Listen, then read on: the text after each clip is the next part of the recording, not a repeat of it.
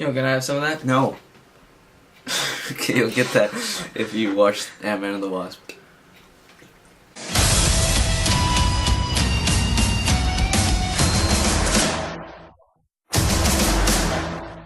Hey guys, so this Slender Chief. Sorry, go on. We just saw Ant-Man and the Wasp. It's the next MCU film. I don't know how excited you were for this movie. Oh, I was very excited. I honestly wasn't that excited because coming out of Infinity War, I was just, it's the only A+ I've given this year. It's my favorite movie of the year, and I was just like, I was semi-excited because I was like, another MCU film coming out. Maybe we'll find out. We'll obviously find out more about what Ant-Man's doing. I was curious about that. Well, here's the thing. And, but I just, you know, I was semi-excited, but here we are. We've watched it. The reviews when the tomato meter came out, I was excited because it was looking quite good. The thing was like 91% or something like that. Yeah. And then it started to get to reviews saying that this movie was just kind of a filler movie, a rescue mission, and it kind of made it just kind of bland. To some extent, I do agree. To some extent. But I still had a great time with this movie despite its flaws, which I will address. Well, yeah, here's the thing.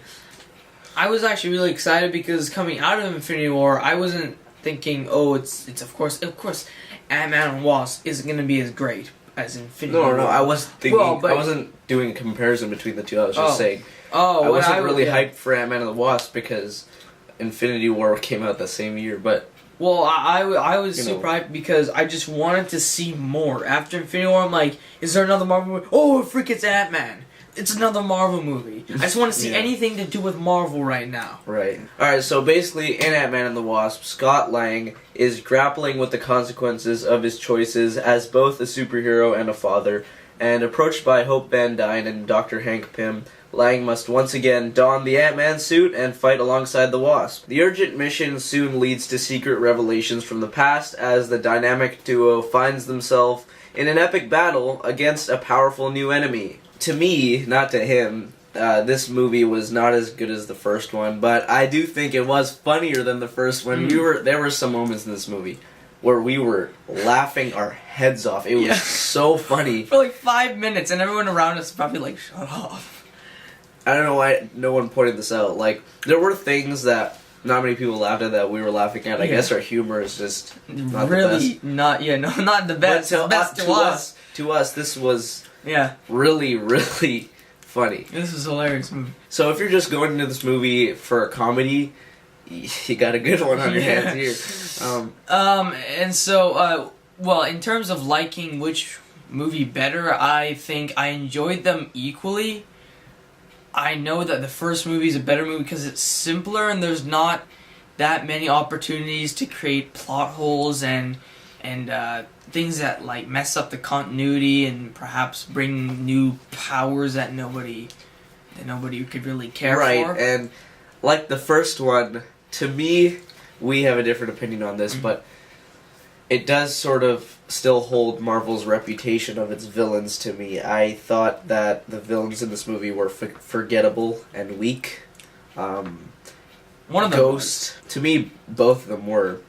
Ghost, to me, was kind of annoying. The motivations for the Ghost were good. They weren't just like take over the world type stuff, of course. Yeah, like the trailer said. She doesn't. Yeah, but she was cool, but, I mean, she wasn't very compelling to me. I thought she was more compelling than I thought she was going to be. From the trailer when Michael Peña says, and now she's trying to take over the world or whatever, I was like, you gotta be kidding me. But she was a little more than that. That she wasn't completely devoid of substance. Her reasons for doing what she's doing are completely selfish. But also, she didn't give a bad performance. Alright guys, so for the rest of the review, you guys might be confused because everything will look different. Actually, the camera died at this point, and we filmed the rest of the review, thought we were filming, and didn't even know it died, and we did the rest of the review the next day, and so that's why everything looks different for the rest of the review, so yeah, enjoy. Alright, so camera died yesterday, so today once again, we were talking about Ghost before we got really interrupted by dead camera. Oh yeah, she didn't give a bad performance. Everyone gave a good performance in this one, including Laurence Fishbone. Walton Goggins' character we both thought was a very generic villain who really, if things were shifted around, would not have made the movie any different if he wasn't in the movie. Well, except you wouldn't have got that scene where Michael Peña went into a whole story. It's overstuffed at that point, because whenever something bad happened, of course they had to mention, oh, by the way, this mobster's coming also, along with the feds or whatever. I'm like, oh my god, I'm gonna lose track of what's happening. Because to be honest, I kind of did. I understood what was going on. It was not like I was focused. I was less focused, as if it was just Ghost. The action sequences were really good in this movie. All the choreography, the combat. Oh man, when they shrink down and then it's really exciting. It really keeps you on the edge of your seat.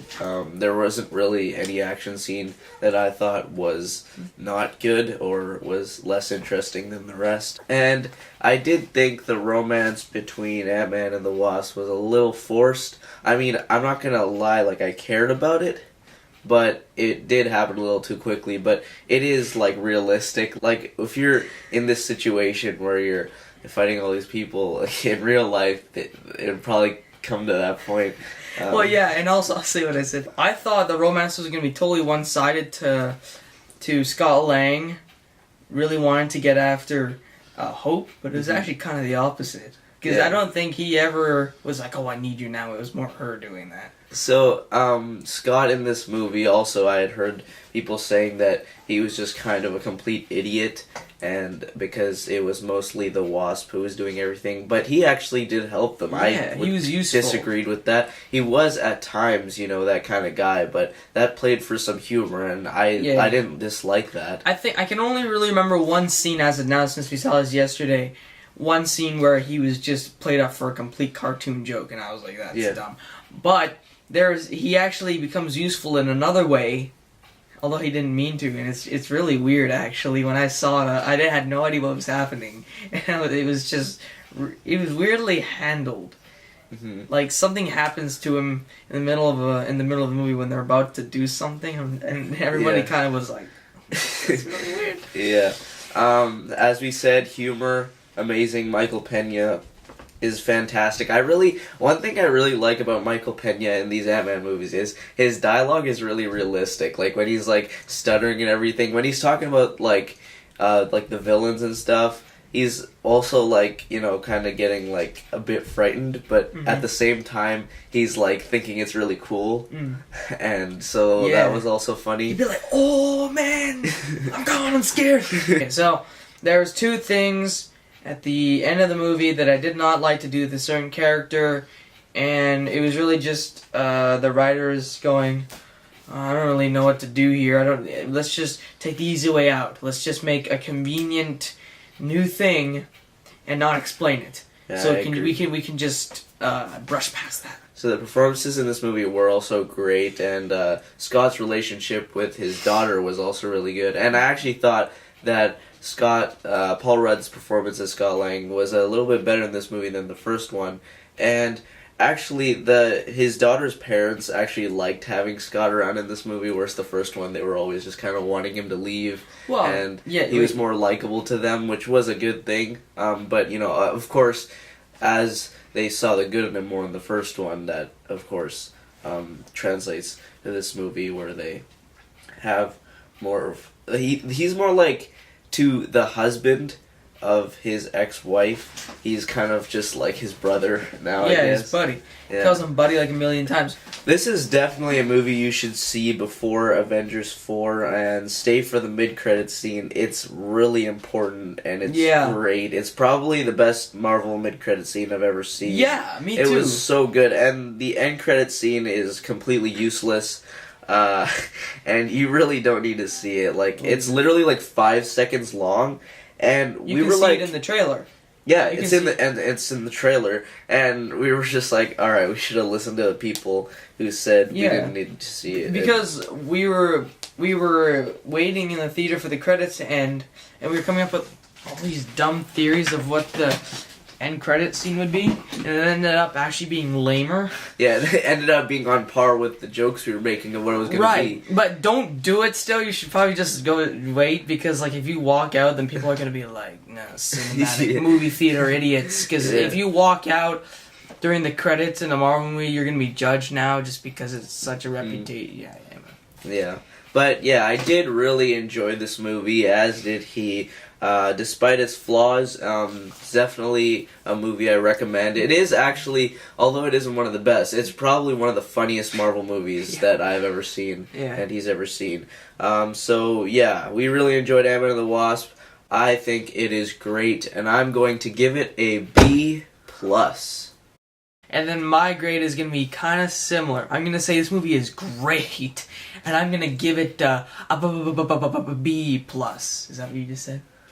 That was a little bit different because of all the buzz. Oh, okay, yeah, see. Yeah, it's a little different. It's a little different. B+. So yeah, we recommend seeing this movie, even though it is on the lower end of the spectrum of MCU movies for me. No, this is like better than Infinity War.